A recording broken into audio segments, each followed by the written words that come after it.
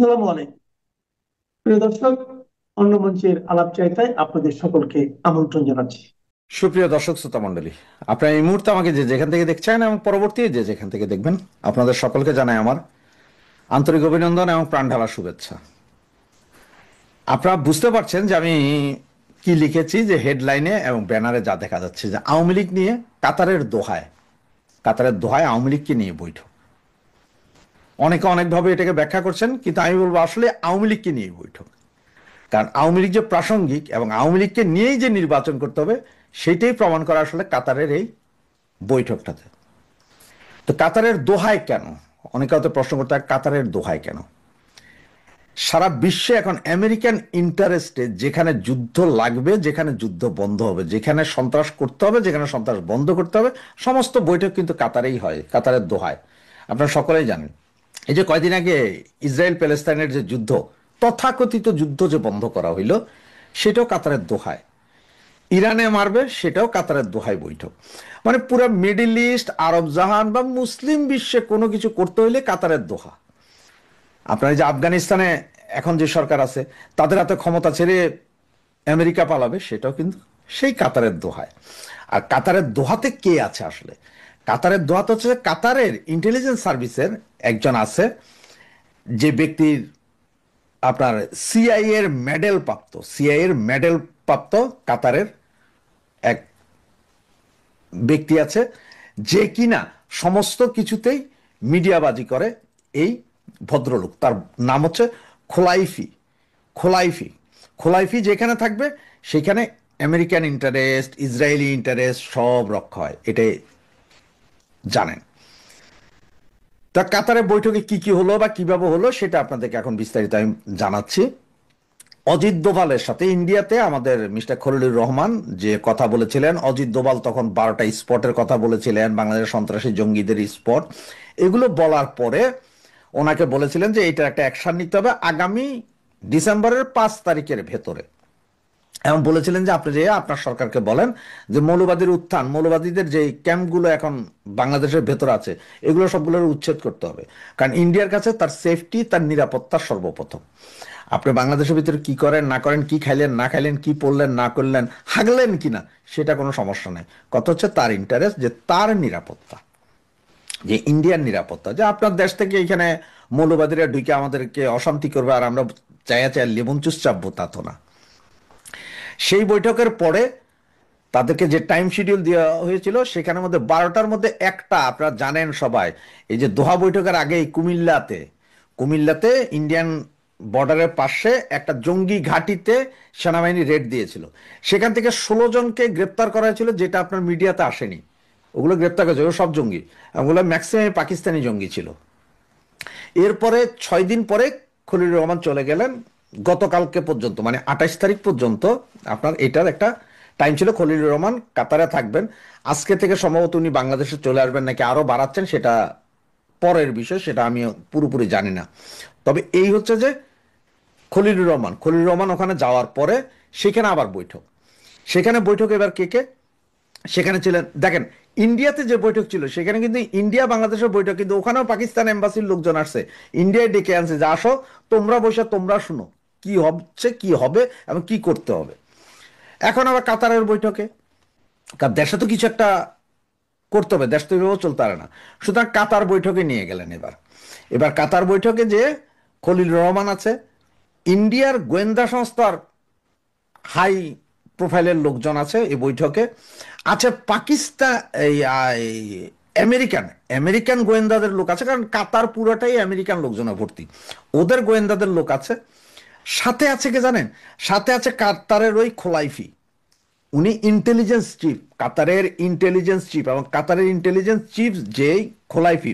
খোলাইফি আবার হচ্ছে যে আপনার ওই যে কাতারের যে আমির আছে, আমিরি দেওয়ান বলে, মানে আগে যে রাজা বাদশাদের যেমন দেওয়ান, ওদের বিচার কার্য, সে আমিরি দেওয়ানেরও প্রধান কিন্তু এই খোলাইফি, সেই ব্যক্তি আছে। সুতরাং এখন কে কার ইন্টারেস্ট দেখেন। খলিল শুনতে গেছে, খলিলকে যা বলা হবে তাই মানতে বাধ্য খলিল। ইন্ডিয়ান ইন্টারেস্টে আছে, ইন্ডিয়ার ইন্টারেস্ট দেখছে। আমেরিকা আছে আমেরিকার ইন্টারেস্টে। কাতার আছে কাতারের নিজস্ব ইন্টারেস্ট প্লাস ইসরায়েলি কিছু ইন্টারেস্ট আছে, সুতরাং ইসরায়েল এবং কাতার এক হয়ে ওখানে এক।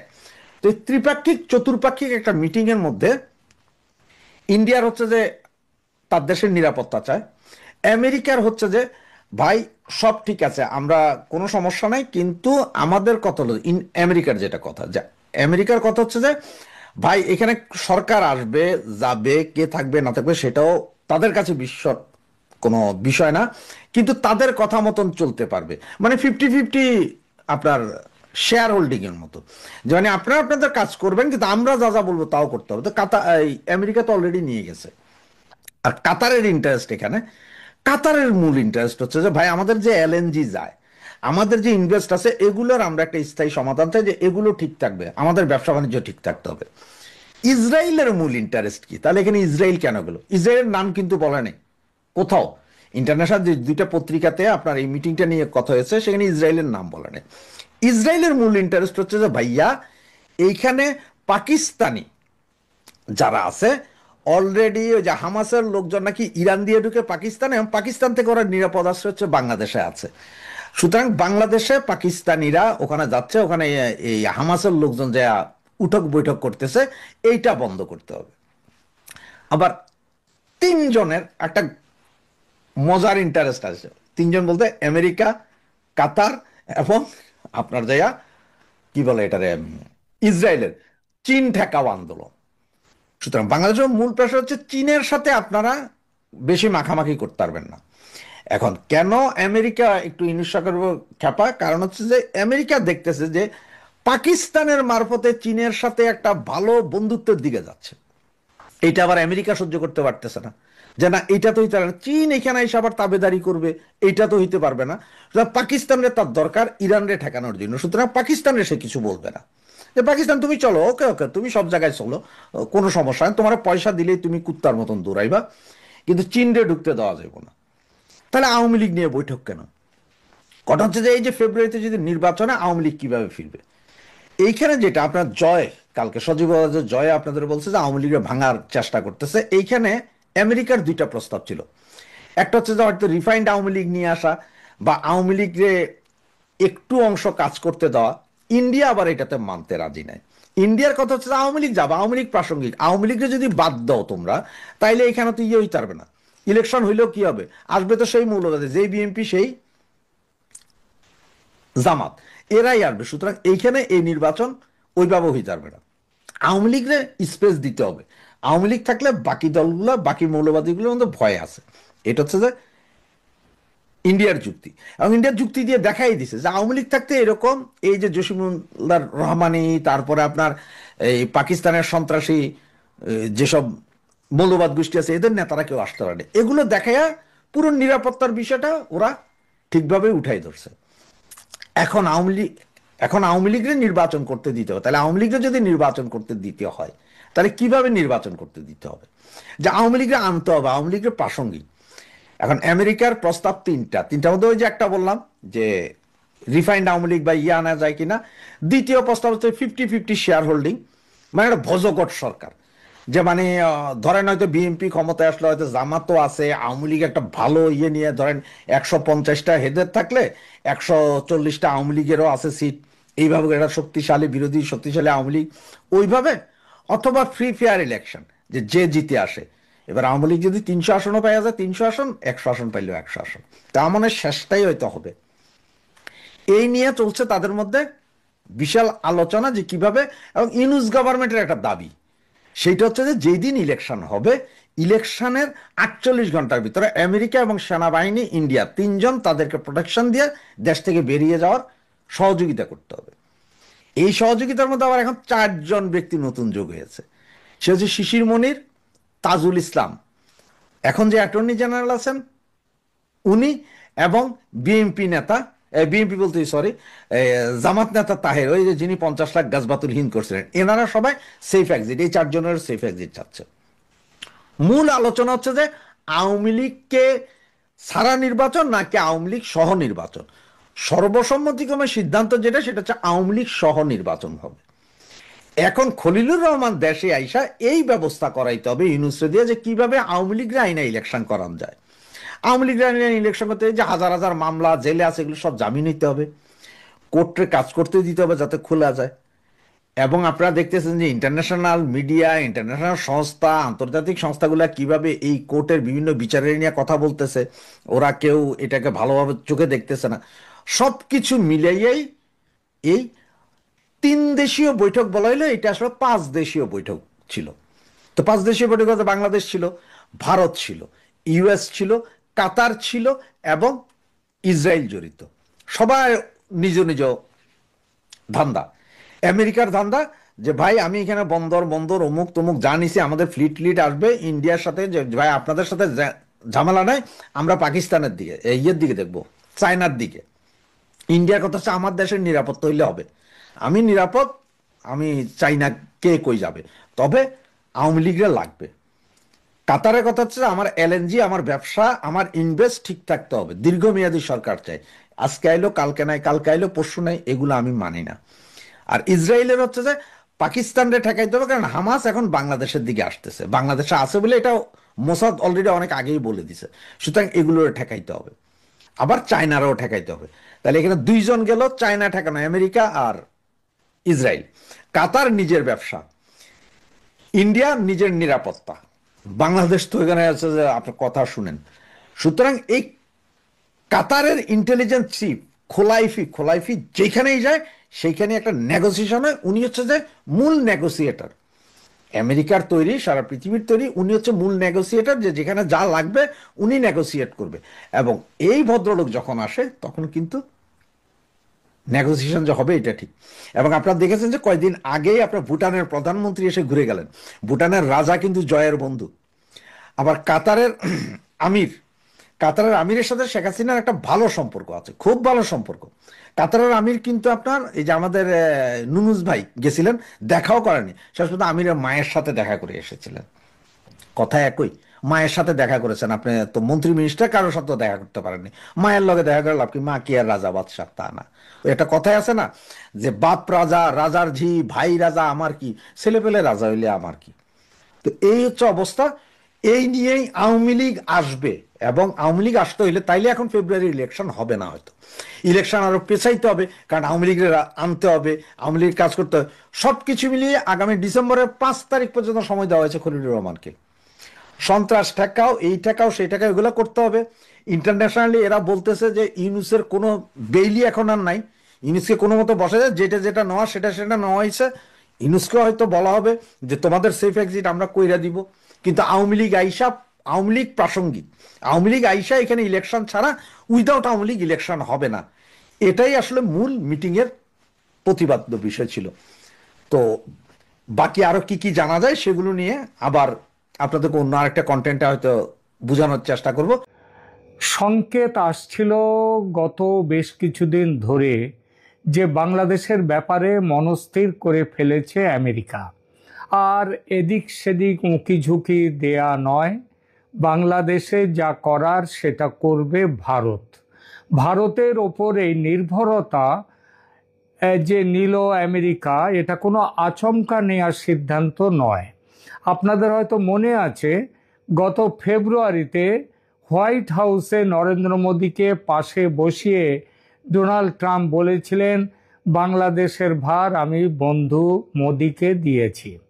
বলেছিলেন বটে, তবে মার্কিন প্রশাসনে বসে থাকা ডিপ স্টেটের ঘুঘুরা ট্রাম্পের কানে অন্য কিছু মন্ত্র দেয়। তারা তাদের পুরনো অভ্যেস, যেটা নিজের নাক কেটে অপরের যাত্রাভঙ্গ, সেটা ছাড়তে পারেনি ট্রাম্প আসার পরেও। তার ওপর বাণিজ্য শুল্ক বা ট্যারিফ নিয়েও লেগে গিয়েছিল ভারত আমেরিকা বা ট্রাম্প মোদি দুই বন্ধুর মধ্যে তীব্র মন কষাকষি। এই দুয়ে মিলে পিছনে চলে গিয়েছিল বাংলাদেশ। কিন্তু ভাবনার চাকা যে ঘুরছে তার ইঙ্গিত মিলছিল আমেরিকার নানান কথায় ও কাজে। কিছুদিন আগে সে দেশের গোয়েন্দা মহাপরিচালক তুলসি গ্যাবার্ড, তিনি মধ্যপ্রাচ্যের দোহায় বসে এক বিবৃতি জারি করে স্পষ্টই বলে দেন যে লক্ষ কোটি ডলার খরচ করে অন্য দেশের সরকার বদলের চেষ্টা আর করবে না আমেরিকা, কারণ এতে আমেরিকার আখেরে খারাপ ছাড়া ভালো হয়নি, কারণ বন্ধুর চেয়ে শত্রু তৈরি হয়েছে বেশি। তুলসীর এই কথায় আছে যে আমেরিকার পথ পরিবর্তনের স্পষ্ট ইঙ্গিত। আর এটা তো জানা কথা, বাংলাদেশে গণতান্ত্রিকভাবে নির্বাচিত শেখ হাসিনা সরকারের পতন ঘটেছিল যে ষড়যন্ত্রের দরুন। সেই ষড়যন্ত্রের মূল মাথা ছিল আমেরিকা। ভুল করলে ভুল শোধরাতে হয়, সেই শুধরে নেয়ার চেষ্টা যে বাংলাদেশের ক্ষেত্রেও করবে আমেরিকা সেটা জানাই ছিল, আর সেটাই হয়েছে এতদিনে। আমি এই বিষয়টি নিয়ে এর আগে অনেকবার বলেছি যে ভারত আমেরিকার সম্পর্ক ঠিক হয়ে যাবে এবং বাংলাদেশের ব্যাপারে ভারতের ওপরে নির্ভর করতে হবে ট্রাম্পকে, কারণ এটা ছাড়া উপায় নেই। কিভাবে ট্রাম্প প্রশাসন ভারতের হাতে বাংলাদেশের ভার তুলে দিলেন সেই আলোচনায় যাওয়ার আগে কোন প্রেক্ষাপটে এটা ঘটল বিবেচনায় নিয়ে ভারতকে এই দায়িত্ব তুলে দিল আমেরিকা, সেই বিষয়টি না বললে আমেরিকার এই সিদ্ধান্তের পেছনের কারণ স্পষ্ট হবে না। দেখুন, ডোনাল্ড ট্রাম্প দ্বিতীয় মেয়াদে প্রেসিডেন্ট হিসেবে নির্বাচিত হওয়ার পর থেকেই দক্ষিণ এশিয়ার মার্কিন নীতিতে বড় ধরনের পরিবর্তন আনতে শুরু করেছিলেন। এই প্রসঙ্গে উঠে আসে ভারতের প্রতি ট্রাম্পের মনোভাবের বিষয়টি এবং বিশেষ করে নরেন্দ্র মোদীর সাথে ডোনাল্ড ট্রাম্পের সম্পর্কের রসায়নটি। রাজনীতিতে ব্যক্তিগত বন্ধুত্ব বা বৈরিতার সম্পর্ক বড় কিছু অর্থ বহন করে না, এটা যেমন ঠিক, তেমনি ব্যক্তিগত স্তরের সম্পর্ক যে একেবারে মূল্যহীন তাও নয়। ব্যক্তিগত বন্ধুত্বের সম্পর্ককে আরও জমাট করে, ব্যক্তিগত বন্ধুত্বের যে সম্পর্ক সেটা দু দেশের সম্পর্ককে আরও জমাট করে। যেখানে দুজনের চিন্তার মিল ঘটে, ভাবনার মিল ঘটে, সেখানে ব্যক্তিগত সৌহার্দ্য সেই মিলকে আরও সিমেন্টিং করে দেয়। ভারতের সঙ্গে এই ব্যাপারে এক জায়গায় আসার মূলে আছে চীন সম্পর্কিত ভাবনা। আমেরিকার শত্রু এখন রাশিয়া নয়, চীন। চীনের অর্থনৈতিক, সামাজিক ও আগ্রাসী দাপট না থামাতে পারলে দুনিয়া জুড়ে আমেরিকার যে প্রভাব, সে প্রভাব আর থাকবে না। তাই চীনকে সামলানো আমেরিকার সর্বোচ্চ প্রাথমিকতা। আবার ভারতেরও প্রধান শত্রু কিন্তু পাকিস্তান নয়, তার থেকেও বেশি হচ্ছে চীন। চীনে পাকিস্তান তো দু চারটে ওই জঙ্গি পাঠায়, জঙ্গি পাঠিয়ে ঝামেলা বাঁধায়, ওটা বড় ব্যাপার না। কিন্তু চীনের জোরেই যে পাকিস্তানের এত জোর সেটা জানে ভারত।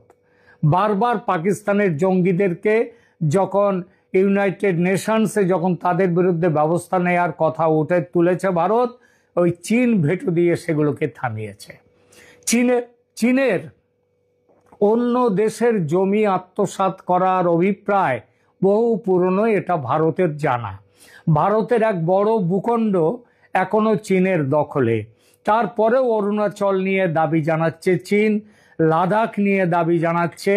চীনের এই ভূমিকা দক্ষিণ পূর্ব এশিয়ার সমস্ত দেশ জানে। সুতরাং চীনকে দাবিয়ে রাখার চেষ্টা ভারতেরও। আর এখানেই আমেরিকা আর ভারতের কমন ইন্টারেস্ট। ট্রাম্প সাহেব সেটা বুঝেছেন। ট্রাম্প সাহেব এটা বুঝেছেন, এইটা মাথায় রেখে বুঝেছেন যে চীনকে মোকাবিলা করার জন্য ভারতকে ইন্দো প্যাসিফিক অঞ্চলের একটি গুরুত্বপূর্ণ অংশীদার হিসেবে গুরুত্ব দিতে হবে এবং ভারতের স্বার্থকে নিজের স্বার্থ বলে না দেখলে চীন বিরোধী প্ল্যান সফল হবে না। ইন্দো প্যাসিফিকে বাংলাদেশের অবস্থান এমনই গুরুত্বপূর্ণ যে বাংলাদেশকে কোনোভাবেই চীনের কাছে ঘেঁষতে দেবে না আমেরিকা, ভারতও দেবে না। এই কাজটা এতদিন আমেরিকা নিজে করবে ভেবেছিল। তাই সেন্ট মার্টিনস, হিউম্যান করিডর, চট্টগ্রামে মার্কিন সেনা ছাউনি ইত্যাদি নিয়ে খুব মাথা ঘামাচ্ছিল আমেরিকা। এই মাথা ঘামানোটা আবার ভারতের পছন্দ নয়, এটা স্বার্থের সংঘাত। আমেরিকা তাই আঞ্চলিক প্রভু হিসেবে ভারতকে মেনে নিয়ে বাংলাদেশে তার নিজের প্ল্যান থেকে সরে এসেছে। বাংলাদেশে দেখবেন, খেয়াল করলে দেখবেন যে কয়েক মাস আগেও বাংলাদেশে মার্কিনীদের যে দাপাদাপি চলছিল সেটা এখন অনেকটাই থেমে গেছে, স্তিমিত। দ্বিতীয়ত, ব্যবসাদার মানুষ ট্রাম্প বাইডেন প্রশাসনের মতো নিজের নাক কেটে অন্যের যাত্রাভঙ্গে বিশ্বাসী নন। জঙ্গিতন্ত্র ও মৌলবাদের ঘোর শত্রু ট্রাম্প বাংলাদেশ যেভাবে জঙ্গিবাদের কোলে ঢলে পড়ছে সেটা 7 সমুদ্র 13 নদীর দূর থেকে এসে তিনি থামাতে পারবেন না, এটা ট্রাম্প জানেন। এই জঙ্গিতন্ত্র থামাবার একমাত্র ক্ষমতা আছে ভারতের। তাই বাংলাদেশকে সঠিক রাস্তায় ফিরিয়ে আনতে, জঙ্গিতন্ত্র থেকে মুক্ত করতে ভারত ছাড়া তার সামনে আর কোনো পথ নেই। তৃতীয়ত, যে অর্থনৈতিক গাড্ডায় আজ পড়েছে বাংলাদেশ, এটা থেকে তাকে বাঁচাতে বড় কোনো অর্থনীতিকে আশ্রয় না করলে বাংলাদেশের অর্থনীতি দাঁড়াতে পারবে না। এই বিষয়ে ভারত আর চীন ছাড়া আর কোনো দেশ নেই আশেপাশে। বাংলাদেশের অর্থনীতির প্রাণ হচ্ছে রেডিমেড গার্মেন্ট ইন্ডাস্ট্রি, সেটা আজ পতনের মুখে। কাঁচামাল নেই, কারখানায় চাঁদাবাজি, আইন শৃঙ্খলার চূড়ান্ত অবনতি, ভিয়েতনাম কম্বোডিয়ার ব্যাপক প্রতিযোগিতা, ভারত থেকে ট্রান্সশিপমেন্ট সুবিধা বন্ধ হওয়া, সব মিলিয়ে বাংলাদেশের রেডিমেড গার্মেন্ট শিল্পের অবস্থা ভয়াবহ। আমেরিকা বুঝেছে ভারত পাশে না থাকলে বাংলাদেশ আরও নিচে নেমে যাবে, অতএব এখানেও ভারত ভরসা। আর এই সব বিষয়কে গুরুত্ব দিয়ে আমেরিকা ফিরে গেছে ফেব্রুয়ারির সেই দিনে যখন ট্রাম্প মোদিকে পাশে বসিয়ে বলেছিলেন বাংলাদেশের বিষয়টা আমি প্রধানমন্ত্রীর ওপর ছেড়ে দিয়েছি, যাকে বলে ফ্রি হ্যান্ড দেয়া। সেটাই আর কি এখন সেটা কাজে হচ্ছে। এই যে খলিলুর রহমান দিল্লি এলেন, বৈঠক করলেন অজিত ডোভালের সঙ্গে, এই সবের পেছনে আছে আমেরিকার সবুজ সংকেত। খলিলুর ডোভাল দ্বিতীয় বৈঠকটি হয়েছে 20 তারিখে আমেরিকা চেয়েছে বলে। সেখানে হাজির ছিলেন স্বয়ং সার্জিও গর, আমেরিকার রাষ্ট্রদূত তথা দক্ষিণ ও মধ্য এশিয়ায় আমেরিকার সরকারের বিশেষ প্রতিনিধি তিনি। সেই সভায় সার্জিও গর স্পষ্ট করে দিয়েছেন বাংলাদেশে ভারত সরকারের কি ভূমিকা হবে আগামী দিনে। বাংলাদেশে জঙ্গিতন্ত্রে লাগাম দেয়া, ভারত বিরোধিতা বন্ধ করা, ফ্রি, ফেয়ার অ্যান্ড ইনক্লুসিভ নির্বাচন করা, সেই নির্বাচনে আওয়ামী লীগের অংশ নেয়া, এমনকি অপরাধ ট্রাইব্যুনালের বাঁদরামি নিয়েও কড়া মন্তব্য করেছেন গর। এই সব কিছুই খলিলুর রহমানকে শুনতে হয়েছে আর কারো নয়, সার্জিও গরের মুখ থেকে। মার্কিন রাষ্ট্রদূতের কথার পিঠে একসময় অজিত ডোভাল বলে দেন অপরাধ ট্রাইব্যুনালকে দিয়ে যা খুশি রায় বার করে নিক না কেন সরকার, সেই রায়ের মেয়াদ তো মাত্র 2 মাস। তারপর শেখ হাসিনার আওয়ামী লীগ সরকার এসে অপরাধ ট্রাইব্যুনালকে তার শাস্তির আদেশ সমেত আস্থা করে ফেলে দেবে। কিভাবে সেটা হবে তার একটা নির্দিষ্ট রোডম্যাপও বলে দেন অজিত ডোভাল। নির্বাচনে আওয়ামী লীগ থাকছেই, আর সেই নির্বাচনে প্রার্থী হিসেবে শেখ হাসিনা দাঁড়াবার সুযোগ পেলে তো কথা নেই। যদি তার প্রার্থীপদ বাতিল করে দেয় নির্বাচন কমিশন তাহলেও অসুবিধে নেই। নির্বাচনে জিতে আওয়ামী লীগ মন্ত্রিসভা গঠন করছেই, আর শেখ হাসিনা প্রধানমন্ত্রী হচ্ছেন। তখন নির্বাচনে দাঁড়াতে নতুন করে বাধা কোথায়? এই সমস্ত কথা যথারীতি মোহাম্মদ ইউনূসকে জানিয়েছেন খলিলুর রহমান। তবে ভালো করে একটু বিশ্রাম যে নেবেন তার আগেই ডাক পড়ল কাতারের দোহায়। দোহা এখন বিশ্ব রাজনীতির বড় মঞ্চ। সেখানে 4 পক্ষের মিটিং, ভারত, আমেরিকা, বাংলাদেশ আর মধ্যস্থতাকারী হিসেবে কাতার তো আছেই। সেখানে আর এক প্রস্তাব জানিয়ে দেওয়া হলো খলিলুর রহমানকে, ভারত এখন তোমাদের গার্জিয়ান। ভারতের কথা মতো চলবে, আর না চললে ভারত যে ব্যবস্থা নেবে, সার্জিক্যাল স্ট্রাইক হোক কিংবা সরাসরি যুদ্ধ হোক, আমেরিকা ভারতের পাশে, ভারতের সঙ্গে থাকবে। এবার বলি এই প্রসঙ্গের সবচেয়ে চমকদার বিষয়টি। খলিলুর রহমানকে বলে দেওয়া হয়েছে শেখ হাসিনা প্রধানমন্ত্রীত্ব থেকে পদত্যাগ করেননি বলছেন। যদি তাই হয় তবে তিনি পদত্যাগ করেছেন বলে কিভাবে সুপ্রিম কোর্টের সাংবিধানিক বেঞ্চের অভিমত চাওয়া হলো? আবার বেঞ্চের বিচারপতিরা তখন সেনানিবাসে আছেন, তাহলে কবে কখন তারা শুনানি করলেন? পুরো ব্যাপারটা জালিয়াতি করে করা হয়েছে বলে আমেরিকা এখন দৃঢ়ভাবে বিশ্বাস করছে। এর অর্থ ইউনূস সরকার শুধু যে অবৈধতা নয়, এই সরকার হচ্ছে জালিয়াতির সরকার। এই অপরাধের বোঝা অর্ধেক হবে যদি অন্তত শেখ হাসিনার পদত্যাগ পত্রটি আমেরিকার কাছে তার কপি কিংবা সেটা যদি পৌঁছে দেওয়া যায়। আর যদি সেটা না করা যায় তাহলে সম্ভাবনা আছে শেখ হাসিনাকে প্রধানমন্ত্রী হিসেবে ফিরিয়ে আনা, তার হাতে সসম্মানে ক্ষমতা ফিরিয়ে দেয়া, তারপর একটি ফ্রি, ফেয়ার অ্যান্ড ইনক্লুসিভ নির্বাচনের ব্যবস্থা করা। বান্দর নাচ, বান্দর নাচ, সোজা বান্দর নাচ। এটা হলো আসলে বান্দর নাচ। মানে এই বান্দর নাচ দেখায় তাবিজ বেচা। বাঙালি ব্যাককালের দল না, আপনার আগের যুগে ব্যাককাল একটু বেশি ছিল, এবার তার চেয়ে আরো বেশি ব্যাককাল হচ্ছে। আগে মানুষের গ্রাম বাংলায় ওই যে নানানভাবে গান কবিতা দিয়া ভুলায় বালায়া বান্দর নাচ দেখায় তাবিজ বেচত ভণ্ডের দল। এখন ভণ্ডের দল এই ডিজিটাল যুগে ডিজিটাল তবলা বাজায়, ঢোল বাজায়, বাজায় বাজায় তাবিজ বেচে। কথা আমার না, কথা জেনতেন লোকের না, কথা বিএনপি স্থায়ী কমিটির সদস্য গয়েশ্বর চন্দ্র রায়ের। যে সংস্কার নামের বটিকা, সংস্কার নামের ডোজ, এই ডোজ এটা হলো আসলে বান্দর নাচ। সামনে যেটা দেখাইতেছে বান্দর নাচ, আসলে উদ্দেশ্য হলো তাবিজ বেচা, বন্দর দিয়ে দেওয়া, করিডোর দিয়ে দেওয়া, আমেরিকার পাচাটা। এটা এখন টিআইবি বাইকা বসছে। এতদিন সেদিন নাকি গোলাম মোল্লা রনি বলছে যে জাতিসংঘ এখন বেমানি শুরু করছে ডক্টর ইউনূসের সাথে। তো এখন দেখি যে টিআইবিও ওই বেমানিতে যোগ দিচ্ছে আর কি। সরকারের রাষ্ট্র সংস্কার শুধু ফাঁকা বলি টিআইবি। 29 নভেম্বর 2025 সবাই যখন বেগম খালেদা জিয়া তারেক রহমানের ডামাডোলে, তখন টিআইবি দিচ্ছে একটা খোঁচা দিয়া সরকারকে। দুর্নীতি দমন কমিশন দুদক অধ্যাদেশ 2025-এর চূড়ান্ত অনুমোদনে গভীর হতাশা ও ক্ষোভ প্রকাশ করেছে ট্রান্সপারেন্সি ইন্টারন্যাশনাল বাংলাদেশ। ক্ষমতাসীনদের প্রভাব মুক্ত রেখে দুদককে স্বাধীন ও জবাবদিহিমূলক করার লক্ষ্যে বাছাই ও পর্যালোচনা কমিটি গঠনের মতো কৌশলগত গুরুত্বপূর্ণ সুপারিশ বাদ দিয়েই উপদেষ্টা পরিষদ অধ্যাদেশটি চূড়ান্ত করেছে বলে অভিযোগ টিআইবি। এরা কি দীর্ঘদিন থাকবে নাকি? এরকম কোনো ব্যাপার আছে? এই সবকিছু আওয়ামী লীগ বিএনপি যেমনি নিজের পকেটের মতো করে করতো, এরাও এখন নিজের পকেটের মতো করে করতেছে। এটা সব সংস্কারই কিন্তু এই টাইপের, কোনো না কোনো এমন একটা ফাঁক রাখতেছে যে যেটা নিজে নিয়ন্ত্রণ করা খুব সহজ। আচ্ছা, শুক্রবার গণমাধ্যমে পাঠানো এক সংবাদ বিজ্ঞপ্তিতে টিআইবি জানায়, সরকারের অভ্যন্তরে থাকা সংস্কার প্রতিরোধক মহলের ষড়যন্ত্রের ফলেই এই গুরুত্বপূর্ণ সুপারিশটি বাদ পড়েছে, যা রাষ্ট্র সংস্কারের অভীষ্টের জিম্মি দশার পরিচয়। এত কঠিন কঠিন শব্দ লিখে, সাধারণ বোঝার মতো শব্দ লিখতে পারে।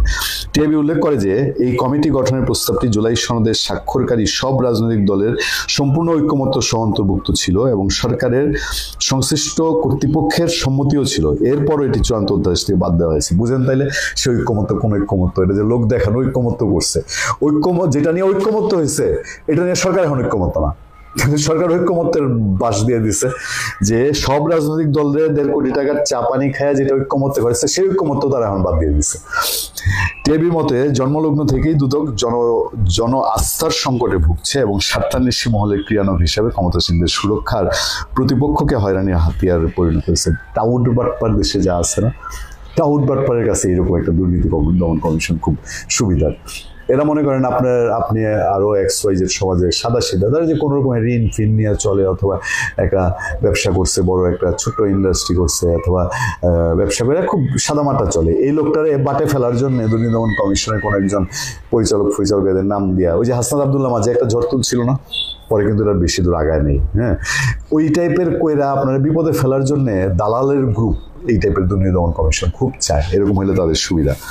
টিআইবি নির্বাহী পরিচালক ডক্টর ইফতেখারুজ্জামান বিজ্ঞপ্তিতে বলেন, বিগত 2 দশকের অভিজ্ঞতা বিবেচনায় এই ছাঁটাই ও পর্যালোচনা কমিটি গঠনের সুপারিশ করা হয়েছিল। এই কমিটি দুদকের কাজের ষান্মাসিক পর্যালোচনা, গণশুনানি ও পরামর্শের মাধ্যমে দুদককে একটি প্রকৃত অর্থে জবাবদিহিমূলক স্বাধীন ও নিরপেক্ষ প্রতিষ্ঠানে পরিণত করতে তিনি বলেন, এই কৌশলগত সুপারিশ অনুধাবনে সরকার ব্যর্থ হয়েছে। ব্যর্থ হয়নি, ভালো করে অনুধাবন করছে যে এই করলে তো মুশকিল, এই করলে পরে না পরে আমারে ধরে, কারণ এই 15 মাসে ওনারাও তো কমাগান নাই।